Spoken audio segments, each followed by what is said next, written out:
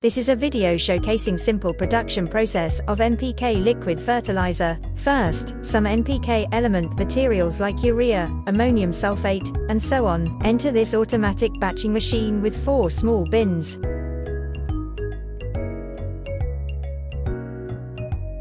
Second, these NPK materials are sent into hotting pot, cooling pot, enzymolysis pot, chelating pot and finished product pots in turn.